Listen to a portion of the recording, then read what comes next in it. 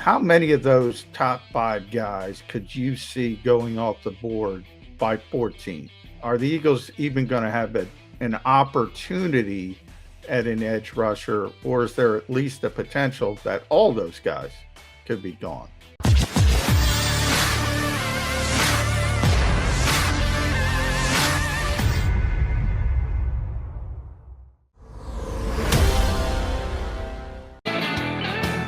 Appreciate you streaming on in on Birds 365 with McMullen and McDonald. We are adding a third member to the conversation. He is draft analyst for the Pro Football Network. Ian Cummings joins us here on Birds 365. Ian, thank you much for hopping aboard.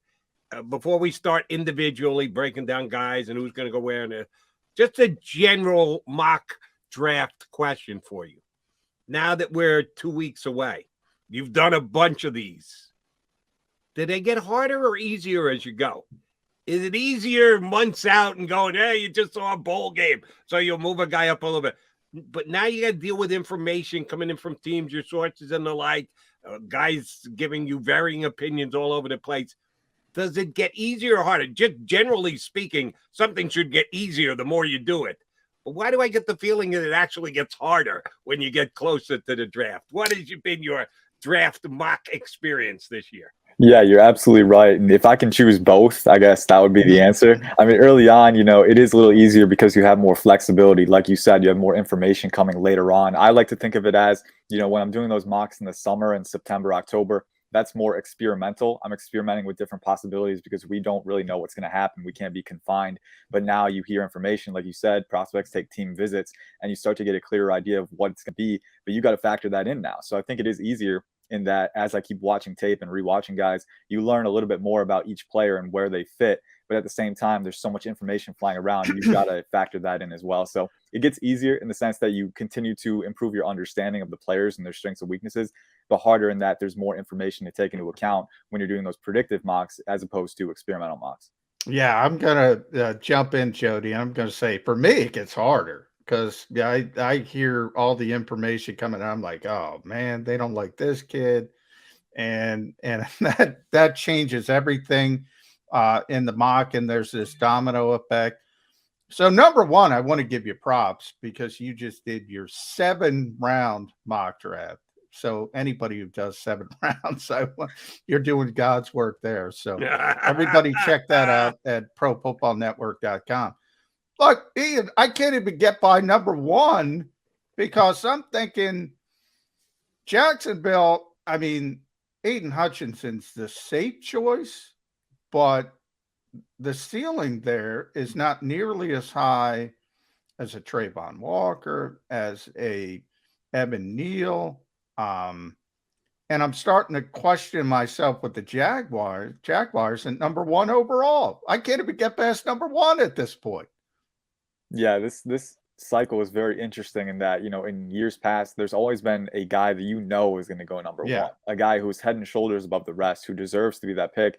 I look at Hutchinson, I look at Trayvon Walker. I like both of what they provide in different aspects, but I don't think either one is worth the number one pick, in my opinion. With Trayvon Walker, it's a massive projection because he's very talented. I mean, if you saw the combine results, very athletic, and the power capacity on tape is elite with that straight line bull rush, the long arms, he has that. But the hand usage is very, very much a work in progress. I mean, he basically relies on those 2 arm extensions, driving his power forward, really can't stack counters yet. So that's too much projection for me to take him number one overall. You're usually looking for a high upside guy who also has a degree of safety. Hutchinson has that degree of safety, all out motor, never quits on a rep, always has a pass rush plan, but his arms are a little shorter. He can play a little upright, not the most bendy guy. I don't think he has elite bursts off the line. He has very good bursts, but still not quite the high level athletic ceiling that I would want in a number one pick either. So I think, with Hutchinson, you're getting a steady guy, but is it that astronomical ceiling that I would be willing to take number one overall? Not quite. So I have reservations with both guys. And as you said, that kind of makes you double, second guess yourself whenever you're choosing a guy at that point. Let me go to the other guy who has at least been considered at some point. You just mentioned you doing back in the summer. A lot of guys in the summer had Thibodeau as the number one overall pick, and I think there's a small chance that he could sway Jacksonville and end up being the guy. let me compare him to two guys who play the same position who were the first overall pick in the draft, and that's Myles Garrett and Jadeveon Clowney. Which one is he more like for you? Thibodeau is interesting because I think he's a little more like Clowney. I think with Garrett, I think the first step is very Garrett-esque for sure. The explosiveness is head and shoulders above the rest of the class, and that's one reason why he is still my edge one at this point. You know, there are those character concerns that are kind of floating around, people talking about that. As a draft evaluator from the outside, I can't really quantify that. I can't put, you know, my perspective on that because I haven't met the guy in person, so I don't want to jump to conclusions there. But looking at the first step, it's elite. He covers an insane amount of ground with that first step. So the explosiveness, very much Garrett-esque. I don't think he has the elite bend and torso flexibility that Garrett does. I do think he has some torso flexibility, but his hips can lock up at the apex sometimes. He can't always roll through his rushes with that. So in that sense, I think the length, the power capacity, that's more Clowney-esque, where Clowney a lot of times just barrels forward with that burst and that length, and that power capacity is enough for him to get disruption at times. Thibodeau definitely has that power capacity, that speed to power, where he can use that. Not the diverse, varied rusher that Garrett is at this point. I think Garrett had a little more athletic upside with his frame coming out because he was a bigger dude and still tested the way he did. Thibodeau's a little lighter. But I do think Thibodeau, you know, the length, the speed to power, he uses that very well and kind of flashes the ability to stack moves. So I'd say he's kind of mixed a little bit of both of them, but I won't go as far to say that that's his comp. I do think that there's some work for him to do before he reaches that point as a prospect. But the first step alone, I mean, the one thing that you really want your edge rushers to have is that elite explosiveness off the line so you can get displacement early, and you can do so much off of that when you're working against offensive tackles. So just having that alone really increases his ceiling and makes me, you know, willing to invest in him the most among these other guys. I don't think he's the level of a Chase Young or Myles Garrett, but definitely still a very strong prospect because of that. And want to talk about the edge rusher class as a whole because we're in Philadelphia. That's a natural need for the Eagles at this point. They start at 15. They have the 2 first-round picks. So, you know, understanding David Ajaba is going to fall a little bit because obviously of the Achilles injury. So you have that group, that top 5 group. We talked about Walker, Hutchinson. You just mentioned Thibodeau. Then you have Jermaine Johnson. You have George Karlaftis. How many of those top 5 guys could you see going off the board by 14? Are the Eagles even going to have an opportunity at an edge rusher, or is there at least a potential that all those guys could be gone because it's a premium position? Yeah, for sure. I mean, you hit the nail on the head with the premium position. I think the positions that have the heightened value, especially in the modern NFL, are positions that impact the passer directly. And on the offensive side of the ball, that's offensive tackle, offensive line. On the defensive side, that's the edge rusher coming on ball every snap, pressuring that quarterback. So it's very important to have a premier edge rusher. I think Walker and Hutchinson, we can just cross off right now because they're not getting out of the top 10, maybe not even top 5, right? So that's kind of the conversation stops there. With Thibodeau, it's interesting, you know, with the character, how teams view that. I know he's been meeting with teams, so that's where they're going to get that information and whether they decide they want to invest in him. But, you know, there's a chance he could fall. I think for me, his floor is Atlanta. I think if he gets to number 8, Atlanta has to take him because he's a potential blue chip talent at a massive position of need for them. So I can't see him getting to 14.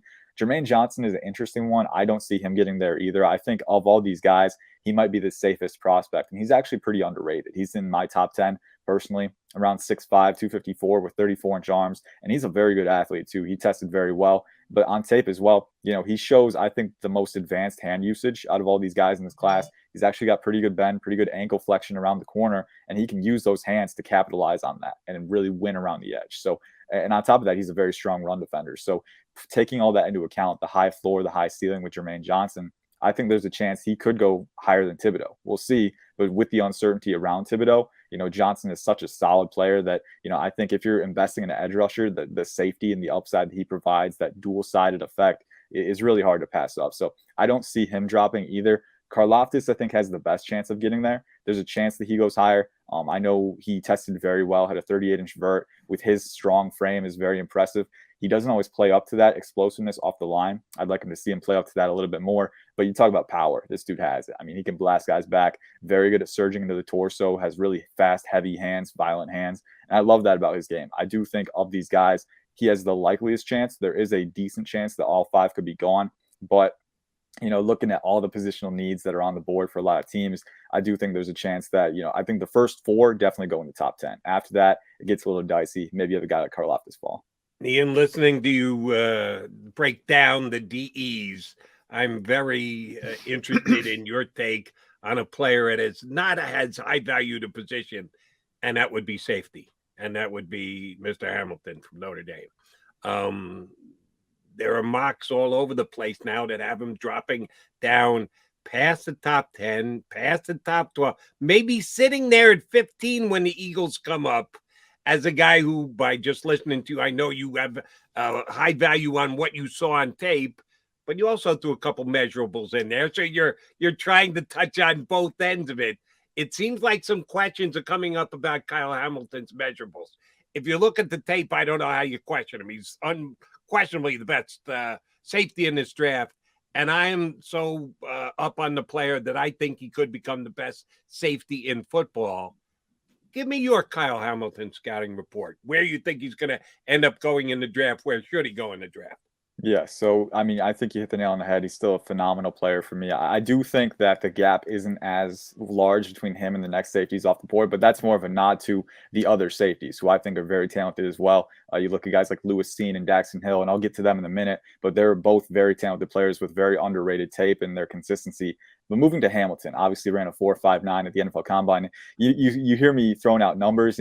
I like to incorporate both because the tape is the most important thing. But the numbers kind of like it goes hand in hand because the players' speed, athleticism, their size, it does dictate their play style and how they play and their role that they have. So it kind of goes hand in hand. So I like to incorporate both. But looking at Hamilton, 6'4", 220, 33-inch arms, obviously the size is generational. I mean, you rarely see a safety with this kind of size. And he ran a 4.59. To me, that's not very, that's not something that I it doesn't scare me too much, because if you're a safety, especially Kyle Hamilton, and especially in Gannon's scheme, playing a lot of cover 2, playing in the slot, maybe potentially rotating down there as that big slot, very rarely are you going to be in that single high covering the entire field if you're Hamilton. I think that's not where you want to put him, because I do think there are times when, especially when he's in the slot, going up against quicker receivers, where he can struggle a little bit to gather himself and kind of carry up speed against those quicker guys. But I don't want him in that role. Where I want him is too high, big slot, Buffalo nickel, rotate him between those spots, and he can be a very effective player because his explosiveness is top tier. I mean, I've always been of the mind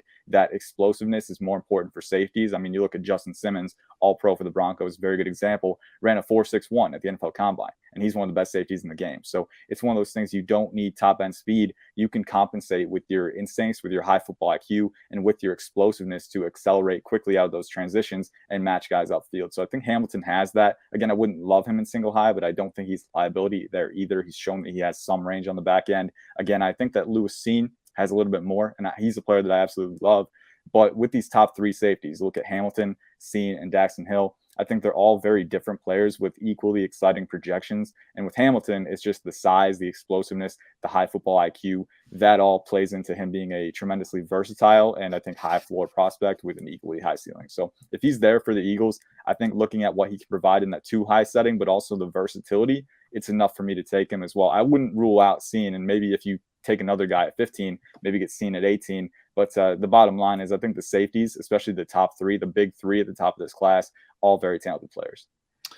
All right, we're always talking about quarterback here in Philadelphia, Ian Cummings, and I did take a peek at your 7-round mock draft. Everybody should go to profootballnetwork.com, read that. You got an interesting guy, number 1, going in the first quarterback to go in your draft. And he's a guy I think a lot of NFL people think is the most polished product coming out. And it's not Kenny Pickett, it's Desmond Ridder from Cincinnati. But overall, how many quarterbacks do you think are going to go in the first round? And if you take that top 5, so generally most people think Pickett, Malik Willis, Matt Corral, Desmond Ridder, Sam Howell. The 5th, how late do you think that prospect goes?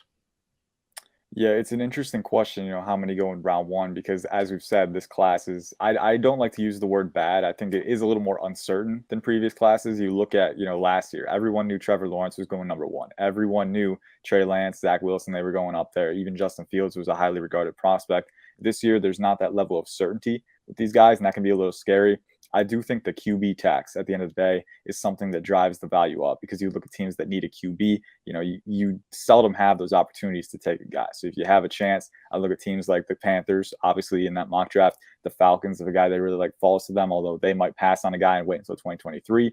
The Seahawks, Drew Lock is not precluding me from taking a QB there either. So there's a lot of teams that could potentially pick a QB, even the Steelers. If someone falls to them, I don't see them trading up. But if a guy falls to them, they don't have to give up extra capital. That's a situation where maybe you buy low on that guy, so you don't have to spend as much and you still get a potential starting quarterback, right? So it's all about the value equation and how it plays in. But, looking at the sheer value of the quarterback position, that's something that will drive these guys up for me. You look at Ritter, and Pickett especially, I feel like those are two guys that have experience, have the ability to go through progressions. With Pickett, to the safety manipulation, he's shown he can use his eyes to open up parts of the field. Obviously a very valuable skill. There are some red flags with each of them. I think with Ritter, the mechanics still pretty, inconsistent at this point in his career. After being a 4-year starter, that does scare me a little bit. But he's intelligent, he's athletic, he's a high character guy. Feels like a guy that's going to go a lot earlier than people expect, just off of that alone. And with Pickett too, he can go off script. He has some athleticism. He can throw off platform and maintain velocity in those situations. So there are things to like, and I think that's enough where, if teams conduct the interviews and like what they hear from these guys and kind of get an in-person look, then maybe they're willing to take him a little bit higher because you think he has that upside. Again, it's an uncertain class, but for me, the QB tax is always a defining factor in kind of driving the value up for these guys. And my opinion is that there will be at least 6 Georgia Bulldogs taken off that defense in the first 2 rounds of this draft. There's a reason why they were the best defense in football this past year in the college season. They got players, but some of them had the benefit from their teammates around them and maybe rode some coattails. And there's also the possibility that someone comes out of this group underrated because they had such great teammates. Who's the most overrated defensive player to be drafted out of Georgia this year? Who's going to be the underrated player on the defensive side from the for the Bulldogs? That's a great question. I'll start with probably Trayvon Walker. And this isn't a slight to Trayvon Walker, but again, I don't think he's worth the number 1 overall pick. You look at how raw he is on tape with his hand usage. Again, they really used him. The term that I like to use is ice pick, just anywhere across the line, just stunting at 1 tech, 3 tech, even wide 9, 7. He really moved around to every alignment. He's got that straight line power where he can be valuable in a lot of different places, but creating on his own with that hand usage and capitalizing on displacement around the apex, very little instances of that occurring on tape. So if you're looking for him as an edge rusher, a guy that you can put on the edge and kind of start, in a consistent role, I'm not sure how I feel about him early on. So the number 1 overall pick, his value is so inflated that for me, while I do very much like the upside, that's kind of where I'm looking at when I go with overrated first. I'd also say, I would mention Jordan Davis, although I don't think in his role, I don't think he's overrated. He is a phenomenal 2-gapper. You put him at the fulcrum of the line, let him free up the 3 techs to rush 1-on-1. So I love that, but I do think, him as a nose tackle, round 1 might be a little high. And plus Travis Jones from Connecticut, another 2-gapper, another nose tackle. That's John's guy. You just put a smile on John's face. Yeah, I think you take him in round 2. I honestly think that's better value than Jordan Davis in round 1. I think Jordan Davis is a phenomenal talent. The athleticism at the NFL Combine was eye-popping, but I don't think it shows up on tape all the time, or he doesn't know how to channel it effectively at this point. Travis Jones has comparable athleticism. I think he has more pass rushing upside at that nose tackle role. So if you can get him in round 2, I like the value better there. So those are a couple. If I had to pick overrated, those would be my prime candidates. Underrated, I mentioned him earlier, but the safety, Lewis Cine, is, I think, one of the most underrated prospects in this draft. He's around 6'2", 199 pounds, 32-inch arms, so a long safety. And you look at Kyle Hamilton, every safety pales in comparison to Kyle Hamilton in regards to size, but Lewis Cine is actually above average with his size. And you look at him, he's always revered for coming downhill and laying big hits, the physical safety. That's definitely a part of his game. He's phenomenal in run support, coming downhill and making those plays. But you look at a lot of times with safety evaluation, a lot of the best reps are the quietest ones, where you're in too high, you're managing space, you're kind of aligning your hips with routes and matching those patterns and making sure that the quarterback is not going to test you, not going to throw your way. And I look at Lewis Cine, and I think he can be that safety blanket on the back end. There's so many examples on tape where he is low in his stance, he's flipping his hips, he's a very easy mover with great twitch and throttle control, can match guys in that deep third and really erase routes up top. But then he's got the range as well, the explosiveness out of his breaks to close on the ball, make plays on the ball. I think he can improve his ball tracking a little bit, but he's an intelligent safety with very good processing ability, with very good explosiveness and closing speed, and the upside with his length as well. You know, I think he's a player who he gets revered for the big hits, but he's much more than that. I think he can be a very solid safety. I probably like the fit with the Eagles best for him because you already have Avonte Maddox in the slot. Put Lewis Cine at too high, let him go to single high. I think he's one of the best safeties in this class at single high if you need him there. The bread and butter of modern NFL defenses is, yeah, you have a base alignment, but you have to be versatile and match what offenses are giving you with your personnel. And I think Lewis Cine is one of the best in this class at doing that because he can go in the big slot, too high, single high, really wherever you need him to go. And so I think with the length, the athleticism, the intelligence, for me personally, he's a first-round safety. And right now he's getting mocked around, early round 2. I think he goes late round 1, early round 2. That feels like his range right now. But I think he could be one of the steals of the draft because he's a very good player. All right, Ian, you just talked about the safeties. You mentioned Avonte Maddox. The Eagles are also set with Darius Slay outside, but they need a complement. Steven Nelson, a free agent. Cornerbacks. I think Sauce Gardner, most people have him number 1 on their boards. There's Derek Stingley. Also, Trent McDuffie. What do you think about Trent McDuffie specifically? Because I think he might be the most logical for the Eagles because I think the other 2 are going to be off the board. Yeah, Trent McDuffie is an interesting player. I'm a big fan of the tape. I think that in a lot of phases, he provides value. One of the most impressive plays actually wasn't even in coverage. I remember it was across the field. It was an outside zone run to the left, and he reads it pretty quickly, streaks across the field with his 4.4 speed, and makes the tackle as the runner is turning upfield. So, you know how fast you have to be to catch up to a guy as he's turning upfield and then force a fumble as well. So he got that peanut punch in there. So he's a very good enforcer against the run, very good utility there. But in coverage as well. I mean, the fluidity, the short area twitch and ability to match receivers. He's a little smaller. Again, the wingspan is very small. I think sub 30-inch arms. And that's a threshold that might knock him away for some teams. We know some teams prefer longer, more physical corners. And I don't see McDuffie filling that role. But he has very high football intelligence. He transferred to St. John Bosco in high school and immediately picked up slot capabilities, which the slot, it's a different discipline. You got to, some players need to, take time to acclimate and learn that. But he's very quick to pick up schemes, very smart player, very intelligent in zone, and really, really easy mover and man, can match guys. So I love what he provides from that athletic and intelligent standpoint.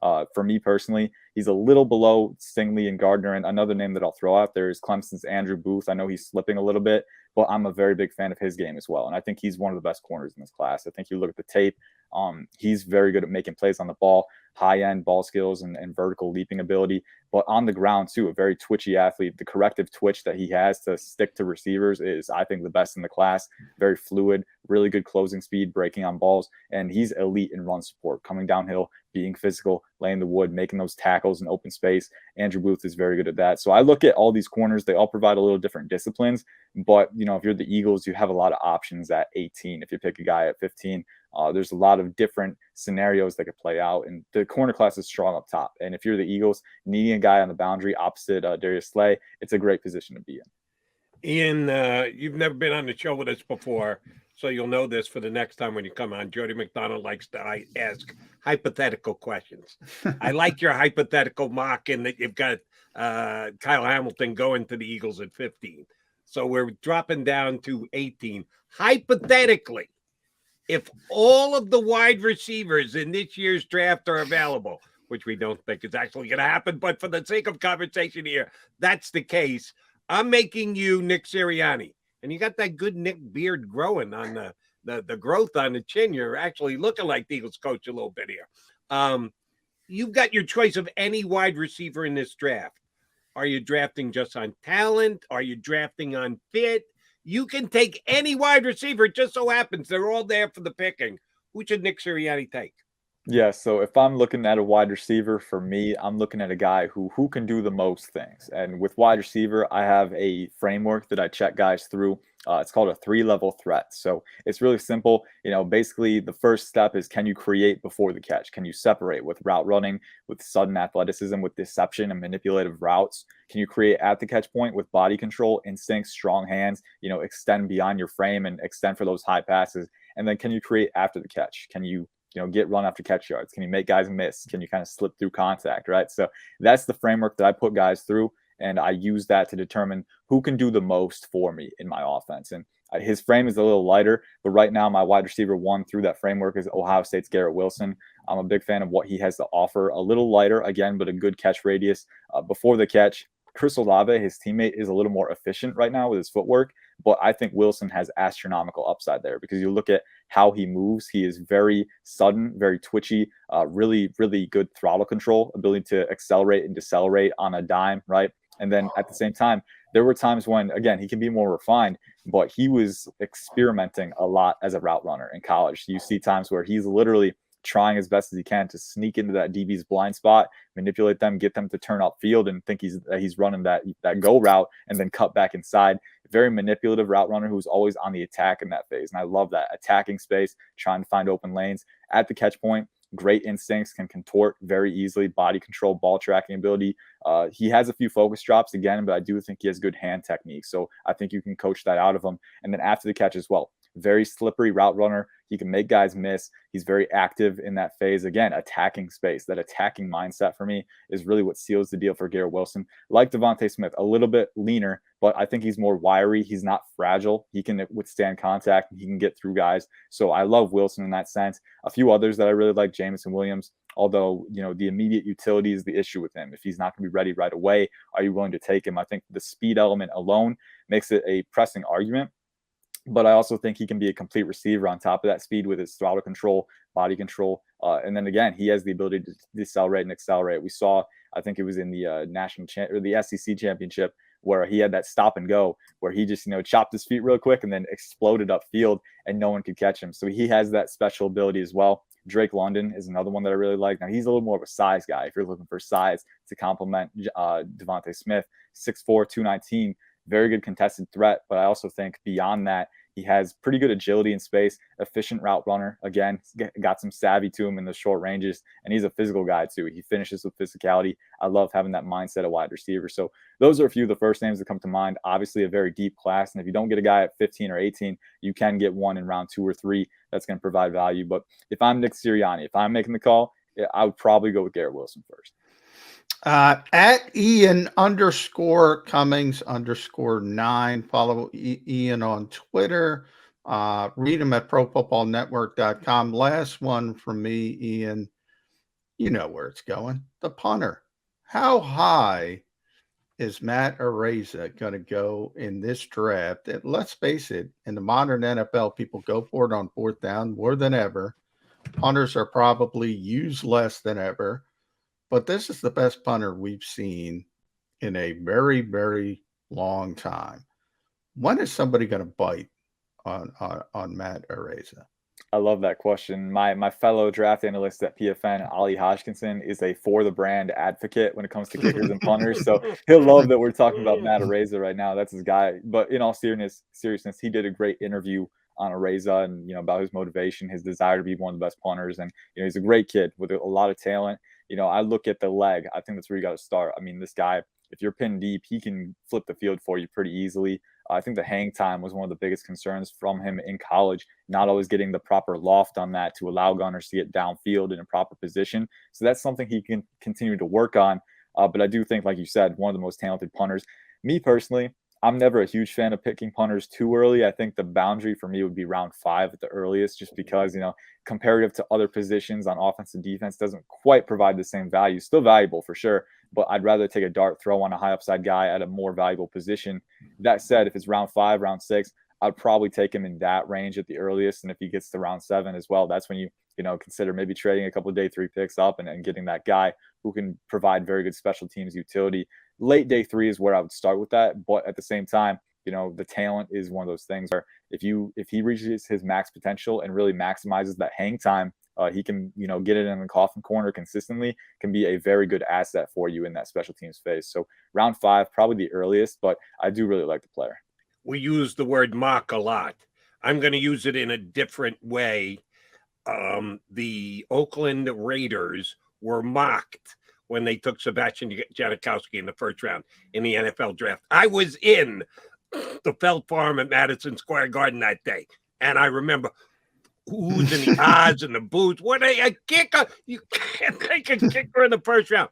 Sebastian Janikowski was a meritorious first-round pick, and I'm telling you, this kid is going to be a third-round pick, and nobody is going to boo or ooh and ah. Yes, some might.